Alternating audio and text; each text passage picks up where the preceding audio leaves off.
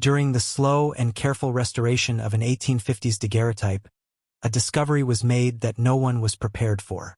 The image showed a young enslaved girl, seated in a studio setting, her face calm, her posture composed. At first glance, it seemed like countless other portraits from that era, an attempt to capture a life whose story history tried to forget. But as conservators worked under magnification, adjusting light, and cleaning the delicate surface of her clothing fibers, something unexpected began to emerge. There, hidden within the folds of her sleeve, were stitches so small they were nearly invisible to the naked eye. Not decorative, not random, intentionally placed. A message, a detail meant to survive beyond the moment the photograph was taken. A detail meant to be found by someone someday. The room fell silent when the discovery was confirmed. A whisper of a life reaching forward across time. The restoration team paused, realizing the weight of what they were now holding. This was no longer simply a photograph. It was a testimony, a secret preserved through thread, cloth, and determination. What was the message? Who placed it there? And why would a child be the one to carry it? These are questions that would lead historians and researchers into records long buried, letters sealed away, and painful histories many wished to ignore. But once the stitches were seen, they could no longer be unseen.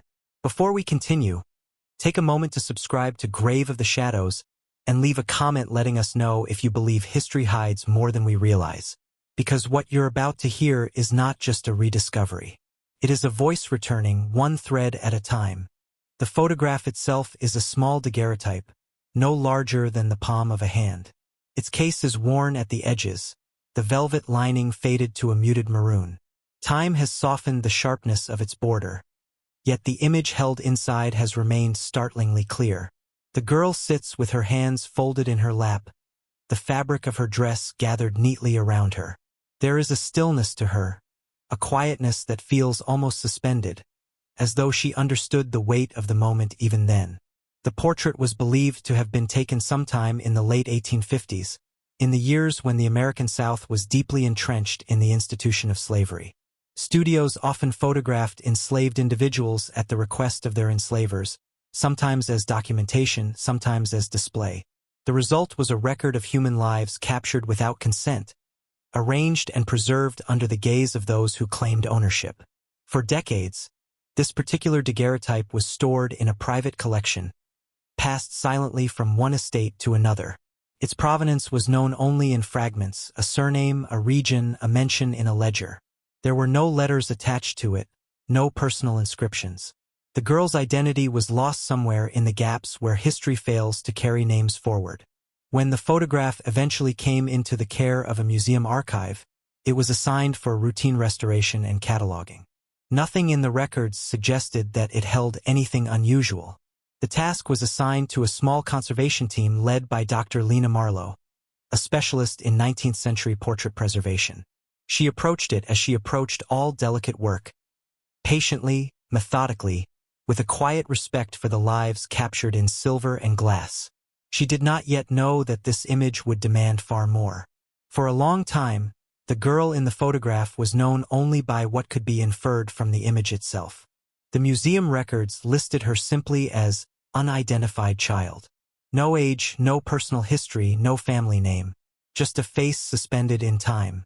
Researchers estimated she was between 9 and 12 years old, based on her size and the slight roundness still present in her cheeks. Her expression is neither fearful nor defiant. It is steady, composed, as though she had learned early how to hold herself still. Her dress, though plain, was made from a sturdier fabric than what was typically issued to enslaved children. The seams along the bodice, even before restoration, showed evidence of careful needlework. Someone had taken time to mend and reinforce it, likely many times over. The way the sleeves were gathered, the way the collar lay, even the small tuck at the hem. These details suggested not only skill, but familiarity with clothing meant to endure hardship. Historians noted that in many enslaved communities, sewing was more than labor. It was language, a way to carry identity when names were taken, a way to stitch memory into cloth when paper was forbidden. a way to pass knowledge from one generation to the next in whispers and handwork. The girl's hands, folded gently in her lap, show faint calluses. Not the calluses of field labor, but of thread pulled tight, fabric pressed, knots tied with certainty. She was likely trained as a seamstress, either within the enslaved quarters or under the instruction of someone who recognized the value of her skill. But skill alone does not explain the message hidden in her sleeve. That was something else, something chosen, something meant to endure beyond her own voice. And until that stitch was discovered, the world had no way of knowing she had ever spoken at all. The discovery began, as many important ones do, with patience and repetition. During restoration, the conservators worked under cycles of magnified light, adjusting angles so the reflective surface of the daguerreotype would reveal texture rather than glare. The silver plate was delicate. Even a breath out of place could disturb its surface. Dr. Lena Marlowe directed the team to proceed slowly, documenting every adjustment, every shift in fiber, every speck removed. It was under one of these angled light passes that the faint irregularity in the sleeve first appeared. At first, it seemed no different than the normal gathering of fabric. But something about the alignment caught Lena's attention. The tiny ridges were too orderly, too intentional. She asked the restorer beside her to pause, then switched to a higher magnification lens. What they saw was not decoration. The stitching was minute, each thread no thicker than a strand of hair, placed with remarkable precision. The thread itself was a slightly different tone than the surrounding fabric, not enough to be noticed in ordinary light, but enough to register under careful examination. The pattern did not match standard garment reinforcement techniques. It was not simply a mend to strengthen worn cloth. Carried structure, direction. Lena requested textile imaging, and the sleeve was photographed again under ultraviolet and raking illumination.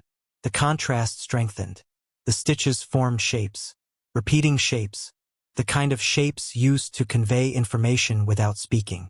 Shapes that could be recognized by those who knew how to read them, yet invisible to those who did not. There was a quiet shift in the room then, the kind that arrives when history begins to speak. Each member of the team understood immediately that this was not accidental. This was deliberate communication, preserved through needle and thread, concealed in the ordinary because the ordinary was the only safe place to hide. The girl in the photograph had left something behind. Not for the photographer, not for the enslaver, but for someone far in the future, someone who would finally be able to look closely enough to see. Once the presence of the hidden stitching was confirmed, the next challenge was understanding what it meant. The team gathered around the high-resolution magnified images, watching the shapes take form as the computer enhanced the textile patterns. The stitches were not random, and they were not decorative embroidery. They were organized in short, repeating sequences with specific spacing between them. Too intentional to be accidental. Too deliberate to be overlooked by the one who placed them there. The first question was obvious. Was this a form of marking? In the mid-19th century, enslaved seamstresses often used coded stitching to identify clothing within large households, especially when garments were handmade and could not be easily labeled. But those were usually letters, initials, or simple ownership marks. The stitches in this sleeve did not resemble any of those systems. They followed a rhythm rather than a letter pattern. A rhythm that suggested measurement, movement, direction. Dr. Marlowe consulted with textile historians who specialized in African diasporic needle traditions and cultural preservation. Their response was careful. While coded stitching systems existed, they were rarely documented in writing because they were not meant for those in power to understand. Many were taught from mother to daughter, passed quietly across generations, surviving only through memory and practice. The possibility emerged that what had been stitched into the sleeve was not merely a name or symbol, but a set of instructions. Lena had the team map the stitch spacing numerically, converting thread lengths into approximate proportional values. What emerged was unsettling. The spacing corresponded to distances. The pattern repeated in a way that implied direction. This was no hidden signature. It was a message that required movement across space to understand. The girl had not simply wanted to be remembered. She had wanted someone to go somewhere.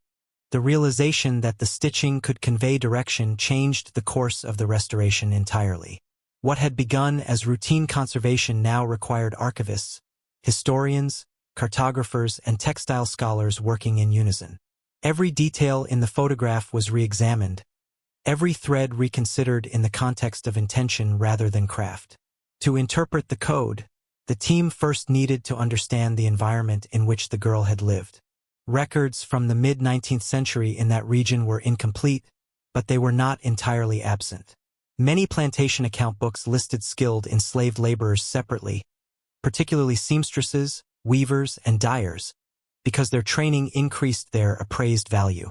The team located several estate ledgers from the parish where the photograph had surfaced, focusing on the years just before the Civil War.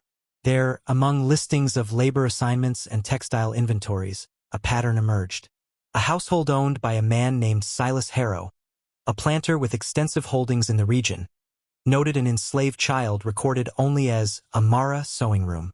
There was no surname, no age, no lineage listed, only the single name and her labor role. This entry became the starting point. To understand the possibility that Amara had used coded stitches intentionally, the team began researching the cultural roots of textile communication.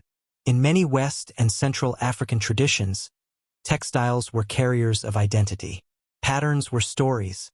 Stitches could speak.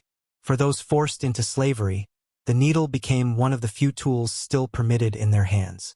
In the absence of written language rights, thread became testimony. The team consulted with cultural scholars who explained that in some diaspora communities, stitching sequences could act as memory maps. Distances between stitches representing steps, turns, or boundaries familiar to the community. It was a method of encoding direction that could pass by unnoticed because it looked like labor, not defiance. Meanwhile, the spacing of the stitches was analyzed using digital microscopy. The thread clusters formed repeating intervals. When translated proportionally, these intervals correlated to distances measured in walking days, a method historically documented in oral histories of enslaved escape routes. Each longer stitch represented a day's travel. Each cluster break signaled a turn or landmark.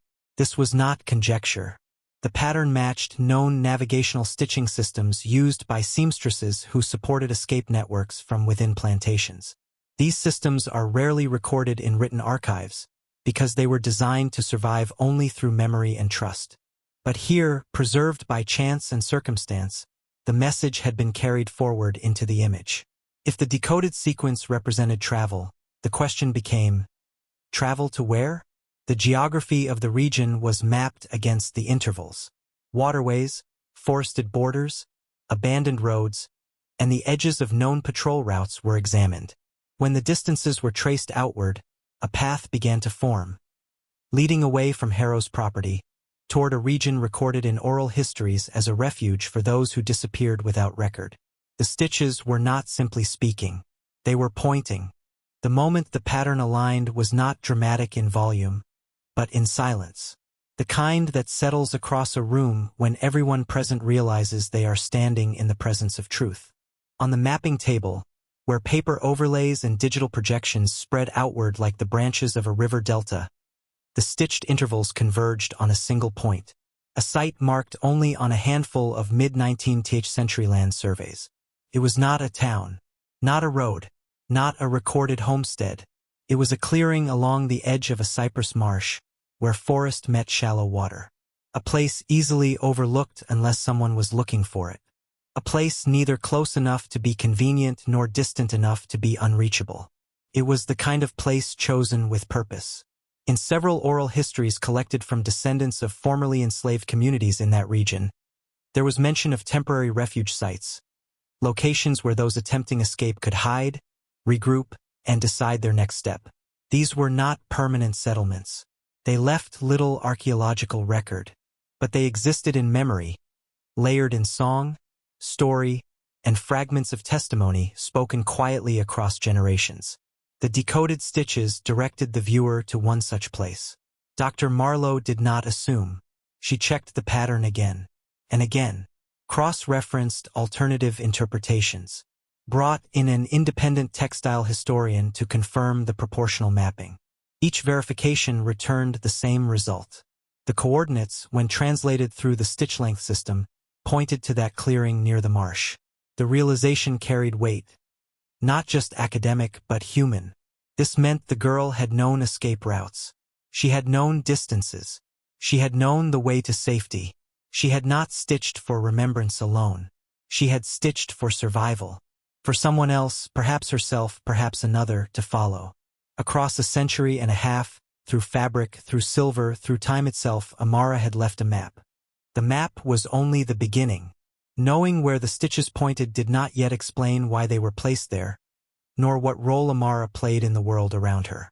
To understand that, the team needed to trace her life through the archives, to find how a young girl had learned a coded system of stitches used for navigation, and what circumstances had led her to be photographed in the first place. The estate records of Silas Harrow offered the first concrete link. Within his household inventories, Amara appeared in brief, functional notation. Amara, seam room. Fine hand. It was a simple line, one of hundreds. But to textile historians, the assessment of a fine hand was meaningful. It indicated training far beyond mending and patching. It meant skill precise enough for delicate garments, possibly even laces or house linens intended to display refinement. That level of proficiency did not come easily. It required practice, guidance, and someone who cared enough to teach. But the records also revealed something more subtle. 3 years before the photograph was taken, there was an entry noting the purchase of new cloth bolts and sewing tools, far more than the plantation would typically require. This suggested that Harrow may have used Amara's skills not only for household needs but as part of a small textile production operation, one that relied on forced labor to produce garments and linens sold in nearby markets. Cultural historians added another layer. Within some enslaved communities, particularly among women who worked in sewing quarters, quiet networks of knowledge-sharing existed. The needle became a tool of memory, of resistance, of coded communication. Young seamstresses could learn patterns not from instruction manuals, but from the hands that guided theirs, a heritage passed quietly, but deliberately. This meant Amara's map was not improvisation. It was legacy. As for the photograph, financial records suggested Harrow may have commissioned it to demonstrate the refinement of his household labor, a cruel attempt to convert her skill into his own social currency. Yet what the photograph intended to display was not what it ultimately preserved. Instead of a visual token of ownership, it became the vessel for a message he never knew was there. The final piece of Amara's life came from post-war census documents. After emancipation, a woman named Amara Harrow appeared in records near the outskirts of a growing northern town. The last name was almost certainly imposed rather than chosen, but the continuity of name, region, and age aligned. She was listed as a sewing instructor, working with a school supported by abolitionist teachers, one of whom was recorded as Evelyn Crawford. This meant she survived. She did not vanish into anonymity. She did not remain only a figure in a photograph. She lived, taught, and passed on the skill that once kept her voice hidden in thread. What she stitched in silence, she later spoke aloud in classrooms. The discovery of the stitches did not remain confined to the restoration room. Once documented and verified, the findings were presented to the museum's archival board, who immediately recognized their significance. This was not only a material restoration, but a restoration of voice, agency, and memory. The photograph was reclassified, no longer listed under unidentified child, but under Amara, seamstress and educator. A full research publication followed, detailing the decoding process and the cultural lineage of textile-based communication.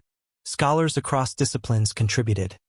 Historians of the African diaspora, textile experts, archivists, and genealogists. Each added context that enriched Amara's story rather than claiming ownership of it. The museum took care to avoid spectacle. The narrative was presented not as mystery solved, but as history corrected. The daguerreotype was placed on display in a quiet gallery dedicated to personal histories recovered from archival silence. Next to the image, a simple description explained the significance of the stitching system and acknowledged the many unnamed hands who preserved such methods across generations. A map of the region, lightly etched, marked the marsh clearing, not as a place to visit, but as a reminder of movement, risk, and hope. The exhibit became a site of reflection. Visitors stood before the image not in awe, but in recognition. Teachers brought students to learn not only about slavery, but about skill, resilience, and the quiet languages of survival.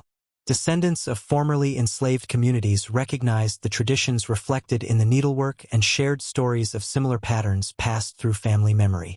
Amara's life did not rewrite history. It restored a piece of it. A single thread returned to the fabric where it belonged. The daguerreotype remains small, unchanged in size, but its presence has grown far beyond its frame. What was once a quiet image among thousands has become a testament to the ways memory refuses to disappear. Amara's stitches were not loud. They did not shout. They survived because they were careful, precise, and deliberate, the work of someone who believed that the future would one day look back with enough patience to understand. Her message did not call for vengeance. It did not seek to reshape history on its own. It simply pointed to truth, to where safety once existed, to where others found refuge, to where courage lived even in the harshest of circumstances. And through that, it stitched her presence into time. Today, when visitors stand before her portrait, they do not see a nameless child. They see a teacher, a maker, a survivor. They see a young girl who used the only language available to her to speak across generations. Her thread did not break. It reached us. As we close this story, we are left with a reminder that history does not only live in monuments or in the names carved into books. Sometimes it lives in the smallest of gestures, in thread, in fabric, in the quiet choices someone makes when the world is not watching. Amara's hands shaped a message that endured farther than she could have ever imagined. It reached us because we cared enough to look closely. If stories like this speak to you, stories of hidden histories, silenced voices, and the traces of humanity that refuse to fade, then help us continue uncovering them. Subscribe to Grave of the Shadows, and leave a comment below telling us what you felt when you learned what was hidden in her sleeve. Your voice is part of the remembrance now. History is not gone. It is waiting to be seen.